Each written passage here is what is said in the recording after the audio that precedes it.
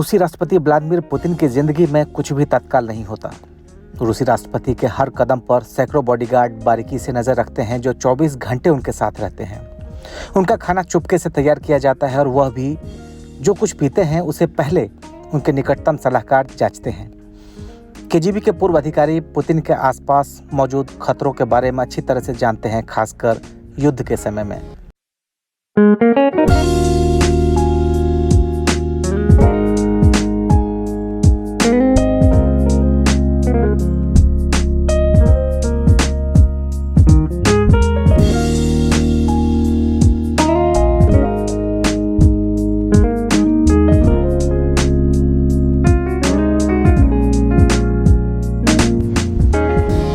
Putin रूस के Ukraine पर आक्रमण का नेतृत्व कर रहे हैं और इसके कारण उनके लिए कुछ अतिरिक्त सुरक्षा जोखिम पैदा हो गए हैं। लेकिन कौन है जो पुतिन की सुरक्षा के लिए जिम्मेदार है?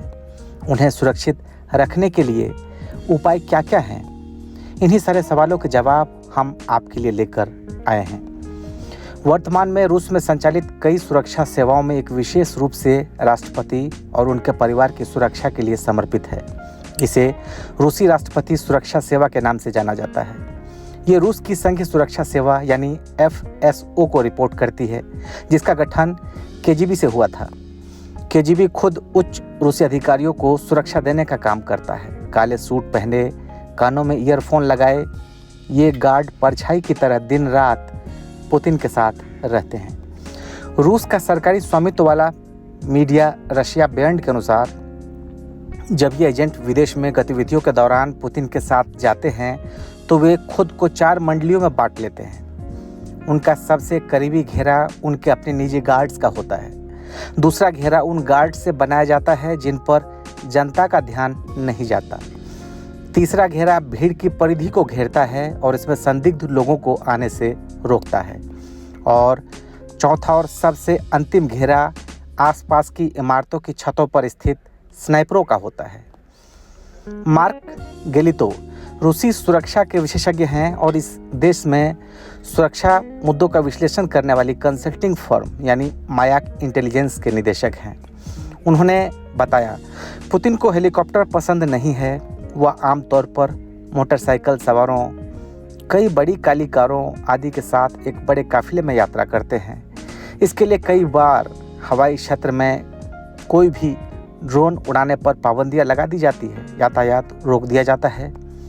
रूस की राष्ट्रपति सुरक्षा सेवा रूसी नेशनल गार्ड या रोस ग्वार्डिया समर्थित है। इसे सिर्फ 6 साल पहले पुतिन ने खुद बनाया था और कुछ लोग इसे राष्ट्रपति का व्यक्तिगत सेना बताते हैं।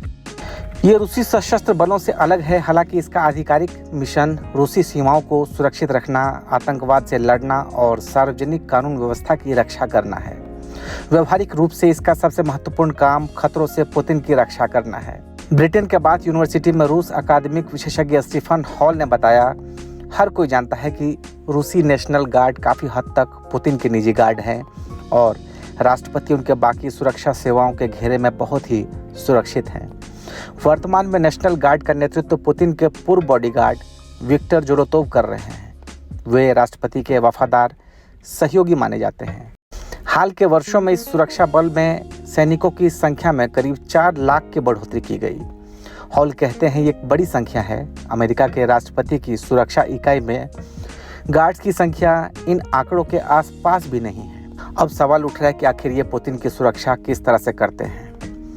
हालांकि ये जानना मुश्किल है कि पुतिन की रक्षा के लिए किस किस उपाय को किस हद तक इस्तेमाल किया जाता है, लेकिन क्रेमलिन और रूसी सुरक्षा विशेषज्ञों ने इस मामले पर कुछ प्रकाश डाला है। जिस बारे में पुतिन का सुरक्षा घेरा सबसे ज़्यादा सख्त है वह है उनका खाना। मार्क गेलितो के अनुसार जहर के डर से पुतिन के पास एक व्यक्तिगत टेस्टर है जो राष्ट्रपति के पास आने वाली खाने की हर चीज़ की जांच करता है। वे बताते हैं ये एक ऐसी स्टाइल का हिस्सा है जो एक आधुनिक राष्ट्रपति की तुलना में मध्ययुगीन सम्राट के जैसा है। साथ ही जब वह रूस के बाहर यात्रा करते हैं तो राष्ट्रपति की टीम उनके इस्तेमाल करने वाली हर चीज़ की जांच करती है। गेलितो बताते हैं वे सभी खाने पीने की चीज़ें लेते हैं जो पुतिन खाने वाले होते हैं। उदाहरण के लिए यदि कोई आधिकारिक शैंपेन टोस्ट है तो पुतिन उस बोतल से शैंपेन लेते हैं जो उनकी टीम के लिए लाती है, बाकी बोतलों से नहीं। इसके अलावा स्मार्टफोन का भी पुतिन इस्तेमाल नहीं करते हैं। आपको ज़रूर जानकर ये हैरानी होगी। दरअसल पुतिन की सुरक्षा के लिए से अहम माना जाता है वह है क्रेमलिन के अंदर स्मार्टफोन को ब्लॉक करना। रूसी राष्ट्रपति ने खुद इस बात की पुष्टि की है कि वह इन उपकरणों का इस्तेमाल नहीं करते हैं। 2020 में रूसी समाचार एजेंसी तास के एक साक्षात्कार में उन्होंने इस बात को स्वीकार किया। यह भी बताया कि यदि वह किसी के साथ संपर्क करना चाहते हैं तो ऐसा करने के लिए एक आधिकारिक लाइन होती है।